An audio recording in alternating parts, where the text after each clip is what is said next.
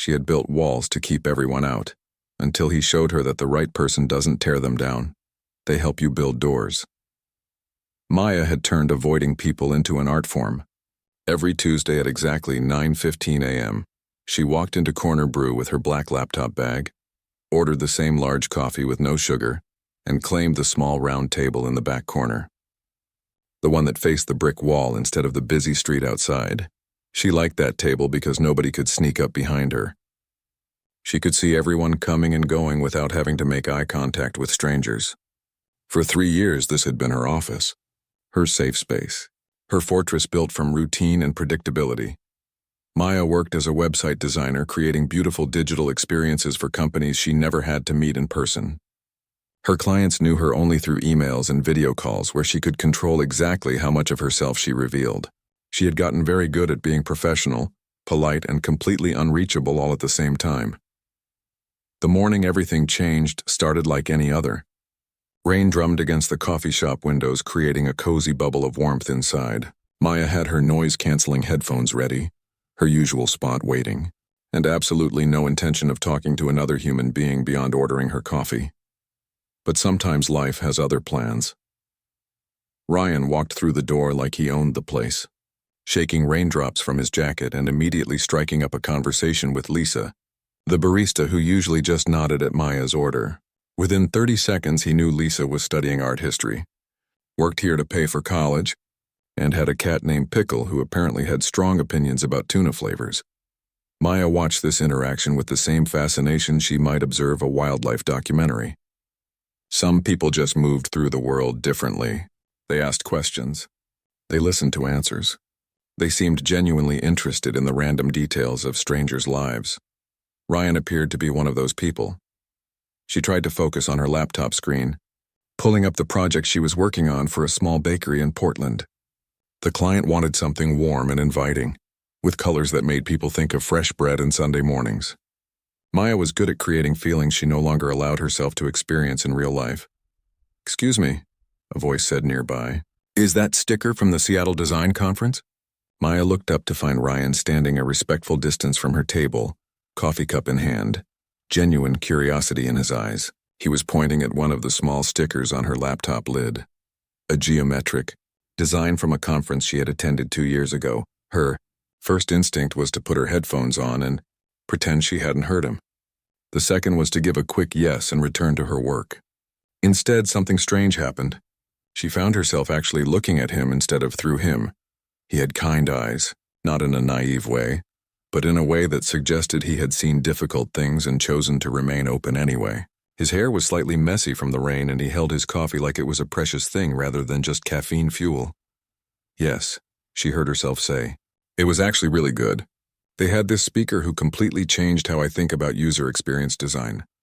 The words came out before she could stop them. Maya never talked about conferences. She never talked about her work with strangers. She definitely never started conversations that might lead to more conversations. But Ryan's face lit up with the kind of interest that seemed impossible to fake. He asked if he could sit down for just a minute, promised he wouldn't stay long, and somehow made the request feel like an invitation rather than an intrusion. "I'm a software engineer," he said, settling into the chair across from her. "I've been thinking about going to that conference next year." What made the speaker so impactful? Maya found herself explaining concepts she rarely discussed outside of client meetings. How good design wasn't just about making things look pretty, but about understanding what people really needed. How the best websites felt like conversations rather than presentations.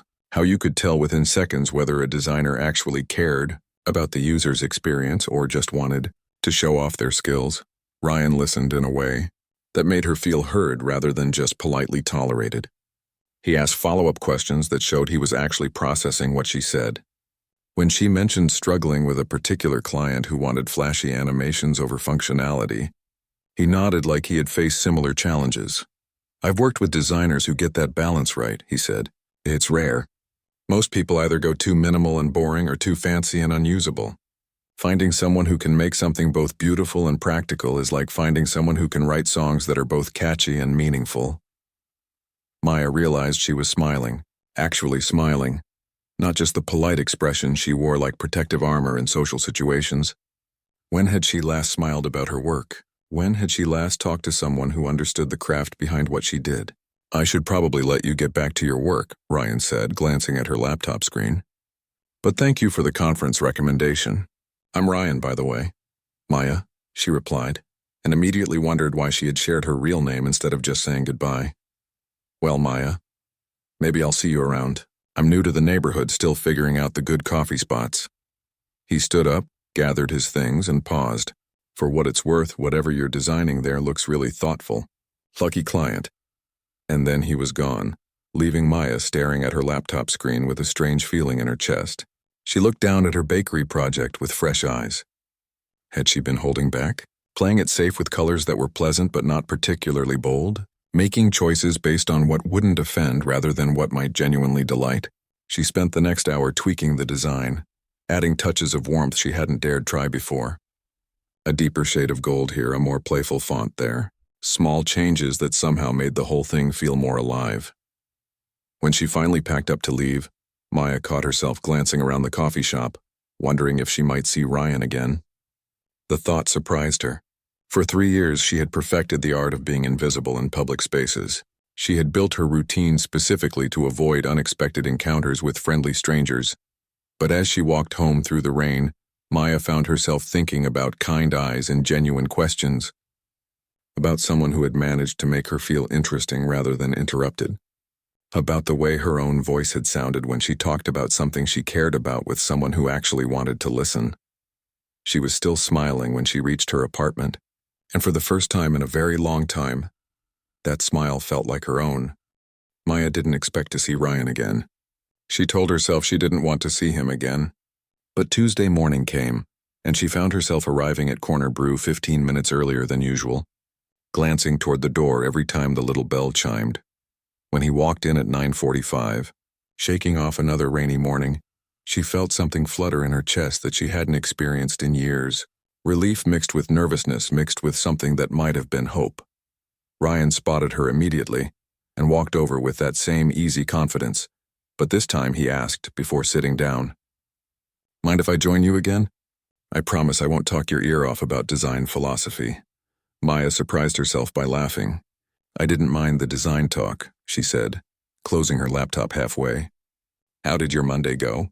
"Honestly, pretty rough," Ryan said, settling into the chair across from her. "First day at a new job is always weird, but this one felt especially strange.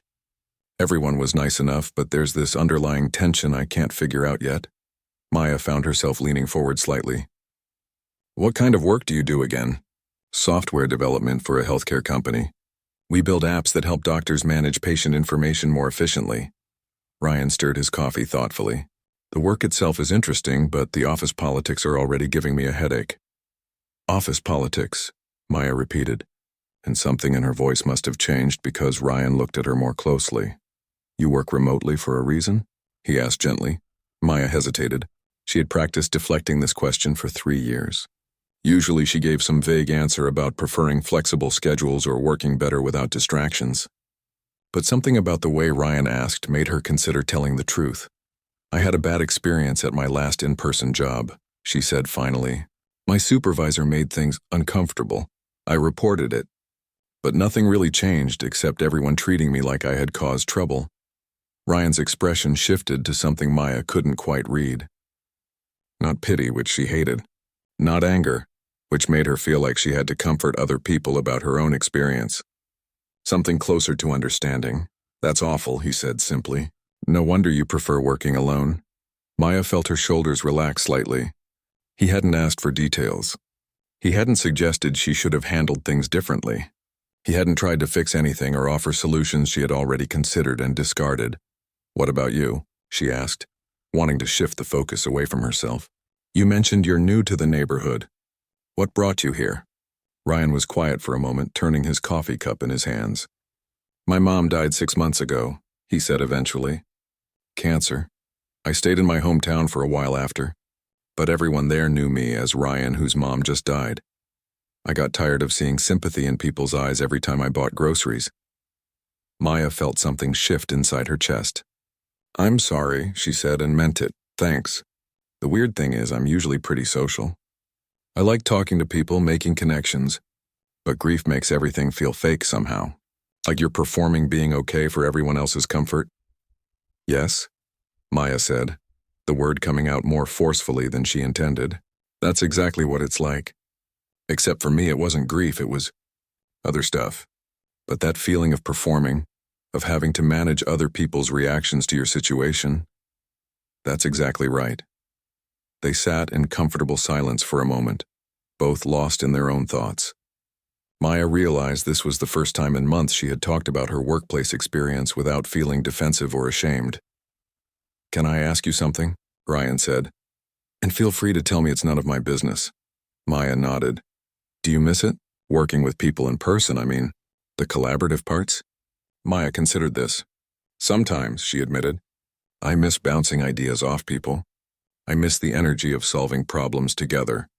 But I don't miss feeling like I have to watch my back all the time. That makes sense, Ryan said. It's hard to be creative when you're spending energy protecting yourself. Something about the way he said it made Maya look at him more carefully. You sound like you know something about that. Ryan smiled, but it didn't quite reach his eyes. Moving to a new city where nobody knows your story has been interesting. I can be whoever I want to be here. But sometimes I worry I'm overdoing it with the friendly neighbor routine. Like maybe I'm trying so hard to seem okay that I'm not being genuine. Maya found herself studying his face. You seem genuine to me, she said. Maybe a little too friendly for my usual comfort level, but not fake. Too friendly? Ryan raised an eyebrow, but he was smiling. I'm not used to people who actually listen when they ask how you're doing, Maya said. Most people just want you to say fine so they can move on to talking about themselves. Noted, Ryan said. I'll try to dial down my actual interest in other people. Maya laughed despite herself. Don't you dare. It's just different. Good different, but different. Over the next week, Ryan started showing up at Corner Brew around the same time Maya did. Not every day, and never in a way that felt like he was tracking her schedule, but often enough that she started looking forward to their conversations. She learned that he had taught himself guitar during the pandemic, and still played badly but enthusiastically. That he had wanted to be a teacher before discovering he loved coding. That he missed his mom's terrible jokes and her way of making even mundane errands feel like adventures. Ryan learned that Maya had started college as an art major before switching to design. That she kept a sketchbook but hadn't drawn anything personal in 2 years. That she had always wanted to travel, but felt safer staying in familiar places.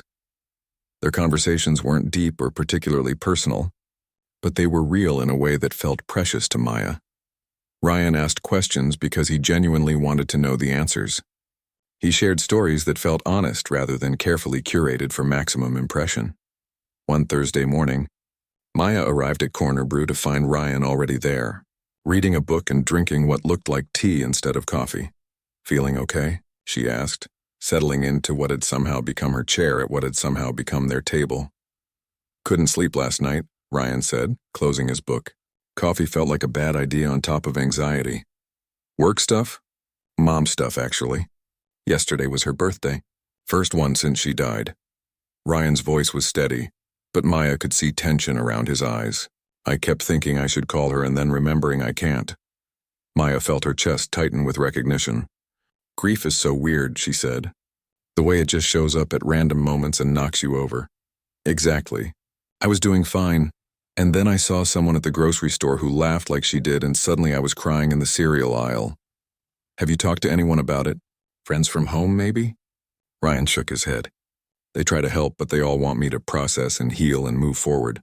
Sometimes I just want to be sad without having to justify it or fix it. Maya nodded slowly. People are uncomfortable with sadness. With any emotion that doesn't resolve quickly and neatly. Yes, thank you. Sometimes I think you're the only person who gets that. Maya felt something warm spread through her chest. When was the last time someone had said she understood them? When was the last time someone had made her feel useful rather than damaged? For what it's worth, she said, I think talking about her is probably good, even if it hurts. Tell me something about your art, Ryan said suddenly. You mentioned you used to draw. That's a pretty obvious subject change, Maya said, but she was smiling. I'm a software engineer, not a therapist.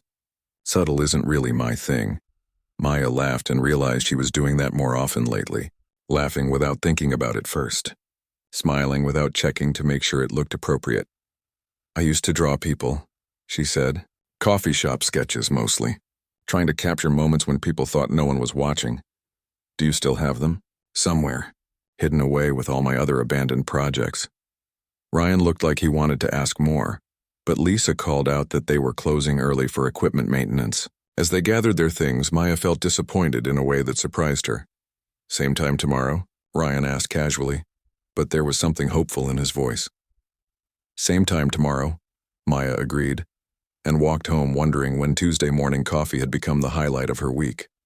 The storm hit on a Thursday evening in late August, the kind of summer thunderstorm that turns city streets into rivers and makes the whole world feel like it's holding its breath. Maya had been working late in her apartment, lost in a particularly challenging website redesign for a small bookstore in Chicago. When the lights flickered once, twice, and then went out completely, she sat in the sudden darkness, listening to the rain pound against her windows and the distant sound of car alarms going off throughout the neighborhood. Her laptop battery showed 43 minutes remaining.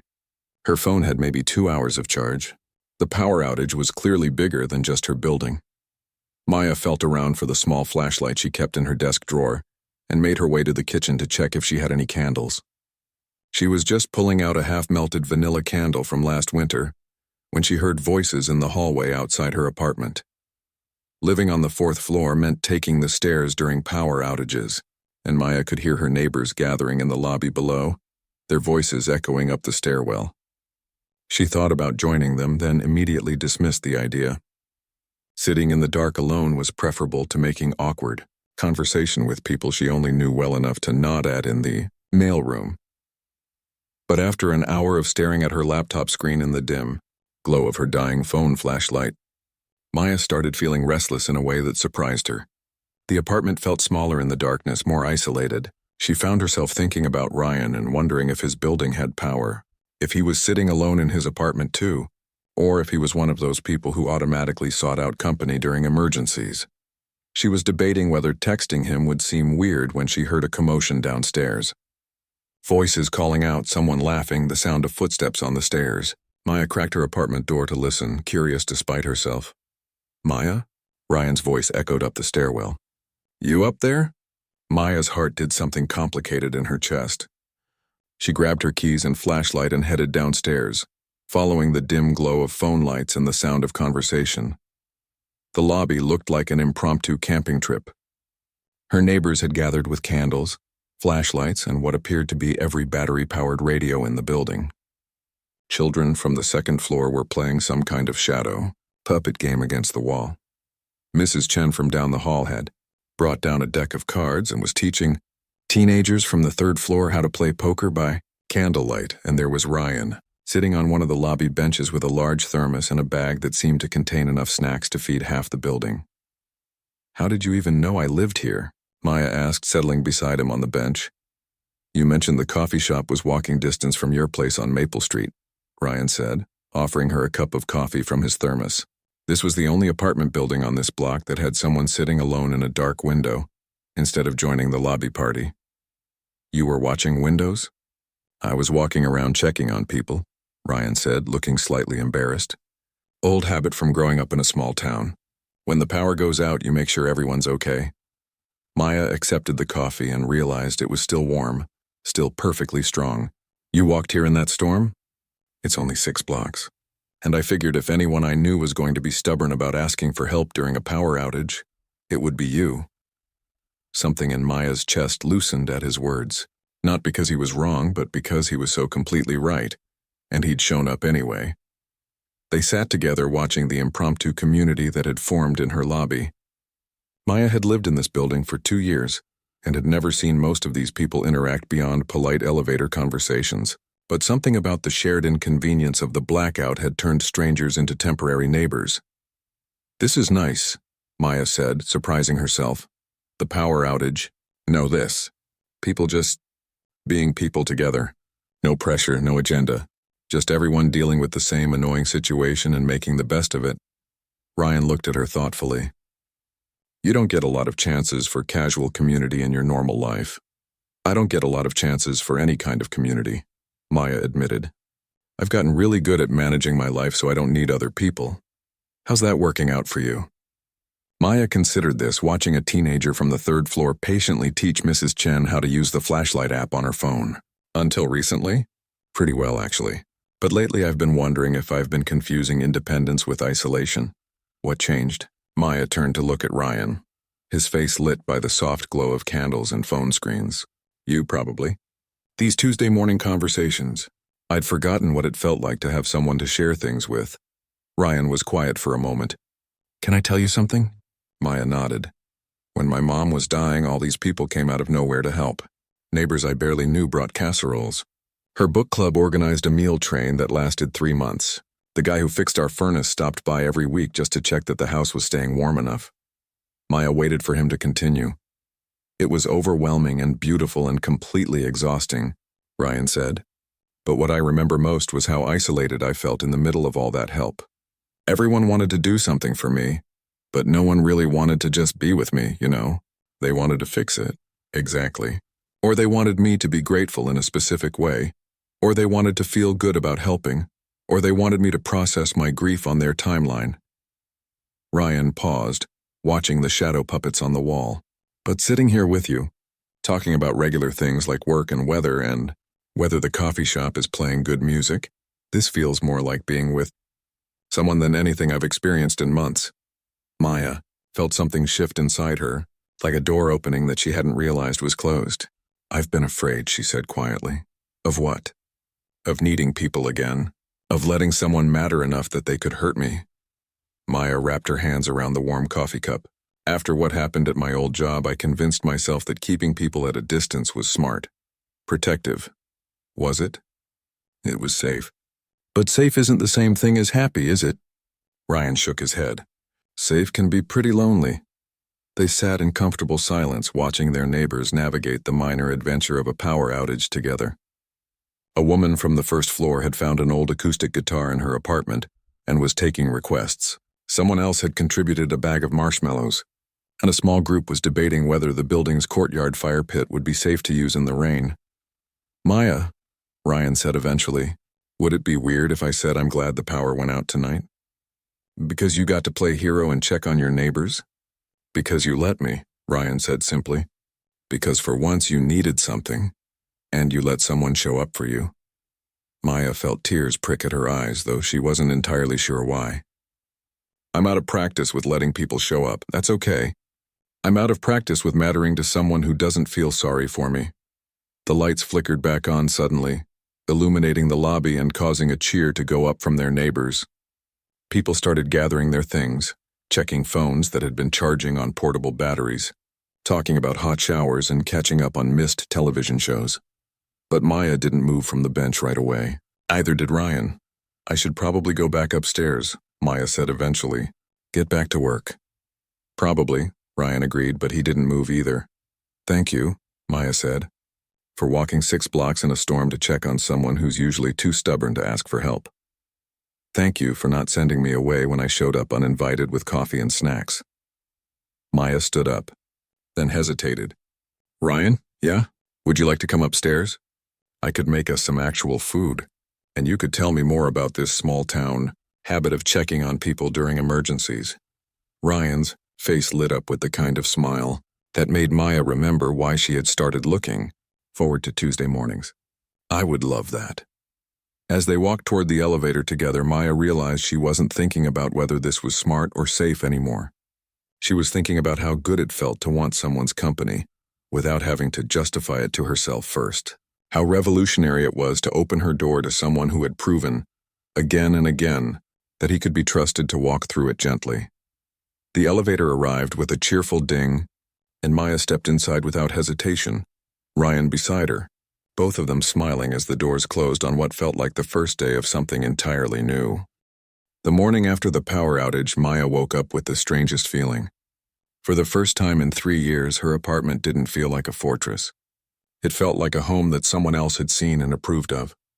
Ryan had spent 2 hours sitting at her small kitchen table, eating scrambled eggs and talking about everything from his favorite books to his worst cooking disasters, and somehow the space still held the warmth of his presence. She found herself humming while she made coffee, something she hadn't done since college. The melody was from a song Ryan had mentioned the night before, one his mother used to play while cooking dinner. Maya didn't know the words, but the tune felt comfortable in her chest. When she arrived at Corner Brew that Tuesday, Ryan was already there with 2 coffee cups waiting. He had remembered exactly how she liked hers. Black, no sugar, hot enough that she had to wait 5 minutes before taking the first sip. "Good morning," he said, and something in his voice made her look at him more carefully. He seemed different somehow, more settled, like he had found something he'd been looking for. "You look happy," Maya said, settling into what had definitely become her chair. "I am happy," Ryan replied simply. "Last night was the first time since moving here that I felt like I was actually living somewhere instead of just staying temporarily." Maya understood exactly what he meant. "Your apartment still feels like a hotel room?" "Everything here felt temporary until last night. Like I was just passing through on my way to somewhere else." Ryan paused, stirring his coffee thoughtfully. "But sitting in your kitchen, talking about normal things with someone who actually wanted to listen, that felt like the beginning of building a real life." Over the following weeks, their friendship shifted into something deeper and more intentional. They started meeting on Saturdays, too, exploring the city together in ways Maya hadn't done since she first moved there. Ryan had a gift for finding interesting places: a bookstore that served wine in the evenings, a park with hidden sculptures tucked between the trees, a farmer's market where the vendors remembered your name after 2 visits. Maya discovered that experiencing the city through Ryan's eyes made everything feel new again. He noticed things she had trained herself to ignore: street art tucked into unexpected corners, the way different neighborhoods had completely different sounds, how the light changed depending on which direction you walked from the river. "You see everything," Maya told him one Saturday afternoon as they sat by the fountain in Washington Square, sharing a bag of kettle corn from the farmer's market. "I think I'm just making up for lost time," Ryan said. "The last year before my mom died, I stopped paying attention to anything that wasn't directly related to doctor appointments and insurance forms. Now I'm trying to remember how to notice the world again." Maya understood this too. "I did the opposite after my work situation. I started paying attention to everything, but only as potential threats. Who was standing too close, who was looking at me wrong, which exits were available if I needed to leave quickly." "That sounds exhausting." It was, but it felt necessary. Maya watched a group of children playing in the fountain, their parents sitting nearby with the relaxed attention of people who felt safe in their surroundings. "I think I'm finally getting tired of living like everything is dangerous." What changed? Maya considered this question, which had been floating around in her mind for weeks. "You mostly. You showed me what it looks like when someone pays attention to you because they enjoy your company, not because they want something from you." Ryan was quiet for a moment. "You know what you showed me?" "What?" "How to be still with someone. How to have a conversation that doesn't need to go anywhere or solve anything, just being together without having to perform being okay all the time." They had started sharing more of their daily lives too. Ryan would text Maya photos of particularly beautiful code he was working on, or screenshots of user interfaces that made him think of their conversations about good design. Maya found herself sending him pictures of color palettes that reminded her of his descriptions of his hometown, or interesting typography she encountered during her morning walks. One evening in October, Maya made a decision that surprised her. She was working on a website for a nonprofit that helped women transition back into the workforce after difficult situations, and she was struggling with how to make the design feel hopeful without being naive. Instead of wrestling with it alone, she texted Ryan, "Are you free tonight? I could use a second opinion on something I'm working on." An hour later, Ryan arrived at her apartment with takeout from the Thai restaurant they had discovered the previous weekend and a willingness to look at her work with fresh eyes. "This is beautiful," Ryan said, studying her laptop screen. "But it feels almost too careful, like you're trying so hard not to make any promises that you're forgetting to offer any hope." Maya looked at her design with new perspective.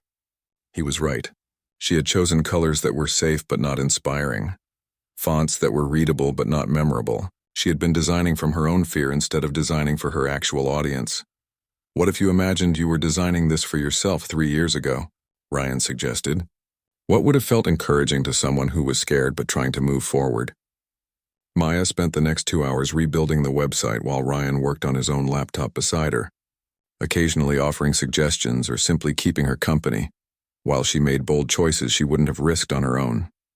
When she finally leaned back to look at the finished result, Maya felt something she hadn't experienced in years. Pride in her work that wasn't mixed with anxiety about whether it was good enough or safe enough. "This is incredible," Ryan said, looking at the final design. "This feels like it was made by someone who believes things can get better." "Maybe because I'm starting to believe that myself," Maya replied. As autumn turned into early winter, their friendship settled into rhythms that felt sustainable and real. Tuesday morning coffee had expanded into Saturday afternoon adventures and occasional weeknight dinners. They had inside jokes now, shared references, the kind of comfortable shorthand that develops between people who have learned to trust each other's intentions.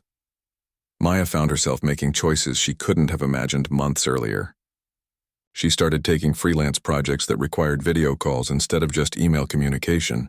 She joined an online community for designers and began participating in discussions instead of just lurking. She even started drawing again, filling a sketchbook with observations from their weekend explorations.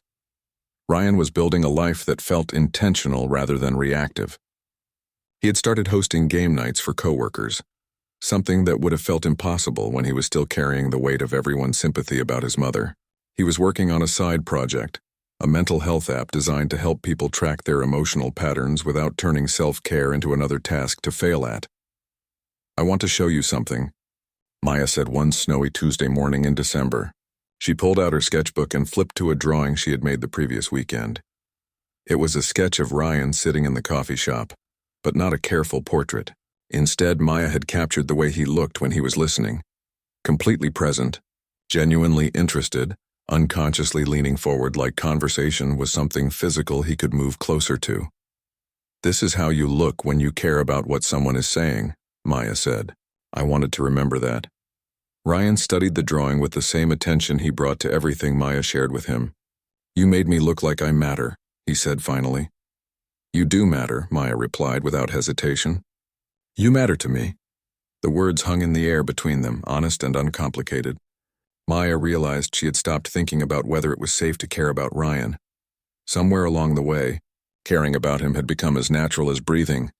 "Maya," Ryan said quietly, "I need to tell you something." Maya felt her chest tighten slightly, old reflexes preparing for disappointment or rejection. "I'm falling in love with you," Ryan continued.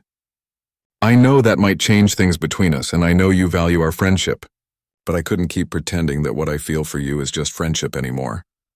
Maya sat very still, processing not just his words, but her own reaction to them. 6 months ago, this conversation would have sent her running. The vulnerability, the risk, the possibility of everything changing. It would have been too much.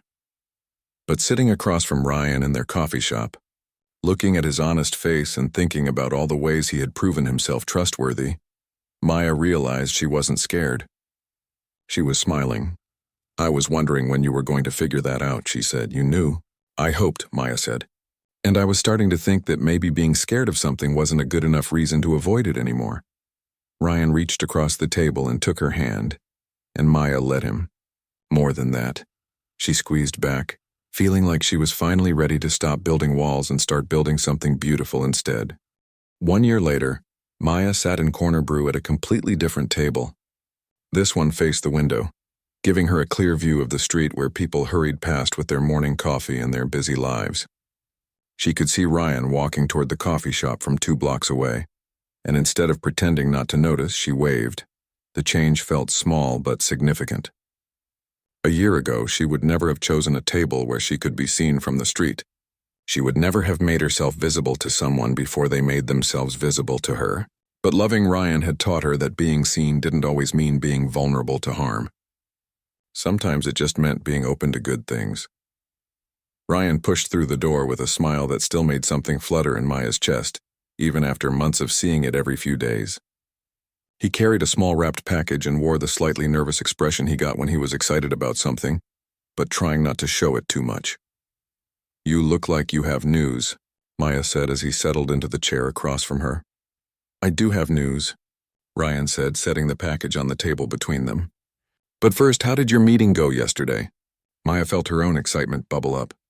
They said yes. The publishing house wants to feature my illustrations in their next children's book series. It's not huge money, but it's real work with my name on it in actual bookstores. Ryan's face lit up with the kind of genuine joy that Maya had learned to recognize as one of his most beautiful qualities. He celebrated other people's successes like they were his own victories, without any trace of competition or envy. Maya, that's incredible. You're going to be a published illustrator. Ryan reached across the table and squeezed her hand. Your mom would be so proud. Maya felt tears prick at her eyes. She had told Ryan about her mother's death 5 years earlier, how she had always encouraged Maya's artistic dreams even when Maya herself had stopped believing in them. I called my dad last night to tell him. He cried on the phone. Of course he did. His daughter is amazing, and finally the rest of the world is starting to figure it out. Maya laughed, still getting used to the way Ryan spoke about her accomplishments like they were obvious facts rather than surprising developments. What about you? What's in the package? Ryan picked up the small box and turned it over in his hands. My app got approved for beta testing, the mental health tracking one I've been working on for the past 6 months. Ryan, that's huge. That's what you've been dreaming about since you started the project. It gets better, Ryan said, his smile growing wider. A venture capital firm wants to meet with me next month. They think it could be something big, something that actually helps people instead of just making money. Maya felt a warmth spread through her chest that had nothing to do with the coffee.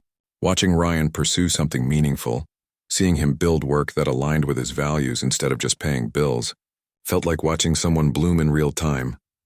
I'm so proud of you, she said, and meant it completely. Open it, Ryan said, sliding the package across the table. Inside, Maya found a small leather journal with her initials embossed on the cover in simple gold letters. When she opened it, the first page had an inscription in Ryan's careful handwriting. For the woman who taught me that walls can become windows and barriers can become bridges. Draw the world as you see it now. Maya ran her fingers over the smooth pages, thinking about all the sketchbooks she had filled and abandoned over the years. This one felt different.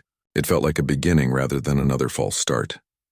There's something else, Ryan said, and Maya looked up to see that nervous excitement back in his expression. More good news? I hope so. Ryan took a deep breath. I've been thinking about what we talked about last month, about how we both feel ready for something more than just dating. Maya felt her heart speed up slightly. They had talked about the future more seriously lately, acknowledging that what they had built together felt solid enough to plan around, but they had both been careful not to rush into decisions that couldn't be undone. I looked at apartments, Ryan continued, places that would have space for both of us to work, maybe a second bedroom you could turn into an art studio. Maya stared at him, processing what he was suggesting. You want to move in together? I want to build a life together, Ryan said simply. I want Tuesday morning coffee to happen in our kitchen. I want to come home to someone who understands why I get excited about clean code and user interface design. I want to wake up next to the person who makes me feel like the best version of myself. Maya felt something shift inside her chest, like a final door opening that she hadn't even realized was still closed. 6 months ago, the idea of sharing space with someone would have felt overwhelming. Too much intimacy, too much vulnerability, too many opportunities for things to go wrong. But sitting across from Ryan, thinking about their morning conversations happening over breakfast instead of coffee shop visits, imagining an art studio where she could spread her drawings across a big table instead of working hunched over her laptop, Maya realized she wasn't scared anymore. What kind of apartments? She asked. Ryan's face broke into a grin. There's one with huge windows in the living room and a kitchen big enough for both of us to cook at the same time. The second bedroom has perfect light for drawing. You found one that's perfect for an artist and didn't even know if I'd say yes? I know you, Ryan said. I know what makes you happy, what you need to feel comfortable, what helps you do your best work. Of course, I looked for places that would make you feel at home. Maya felt tears threatening again, but they were good tears, the kind that came from being understood so completely that someone could imagine your ideal living situation without even asking. There's one more thing, Ryan said, and Maya could hear the vulnerability in his voice. I love you, not just the version of you that's healed and confident and ready for anything. I love the you that still sometimes needs to sit with your back to the wall. I love the you that gets nervous about new people and feels safer with routines. I love all the parts of you that you think you need to fix or hide. Maya looked at Ryan across the table where they had shared so many conversations, where they had slowly learned to trust each other with their real selves instead of their carefully presented versions, where she had discovered that love didn't require her to be perfect or fearless or completely healed from old wounds. I love you too, she said. I love that you're patient with my weird quirks and paranoid moments. I love that you celebrate my successes like they're your own. I love that you see the best in people without being naive about the worst. So is that a yes to apartment hunting? Maya laughed, realizing she was smiling the way she had been smiling for months now, openly without checking to make sure it looked appropriate or protected. That's a yes to building a life together. Ryan reached across the table and took both her hands in his. I have one more confession. What's that? I'm not really surprised that we ended up here. From that very first morning when you told me about the design conference, I had this feeling that you were going to change my life. Maya thought about that first conversation, how she had almost put her headphones on instead of answering his question, how close she had come to missing all of this because she was too scared to let a stranger see her as someone worth talking to. You know what's funny? Maya said. A year ago I would have said that letting someone change your life was dangerous. Now I think letting the right person change your life might be the bravest thing you can do. They sat in comfortable silence for a moment, holding hands across the table while the coffee shop bustled around them. Maya looked around at the other customers. People working alone on laptops, friends catching up over morning coffee, couples sharing newspapers and quiet conversation. She thought about how many times she had sat in this same space, watching other people's connections from a safe distance, convinced that intimacy was something that happened to other people. How wrong she had been about what it meant to let someone matter to you. Ready to go look at apartments? Ryan asked. Maya closed her new journal and slipped it into her bag, already imagining the drawings she would fill it with. Pictures of their new home, sketches of Ryan working on his app at their kitchen table, views from windows they would choose together. I'm ready, she said, and meant it completely. As they walked out of Corner Brew together, Maya caught their reflection in the window. Two people who had learned that the best kind of love doesn't tear down your walls. It helps you build doors in them. Doors you can open when you choose to. Doors that lead to something beautiful and real and worth the risk of being known. Maya was still smiling as they stepped onto the sidewalk, ready to build their next chapter together.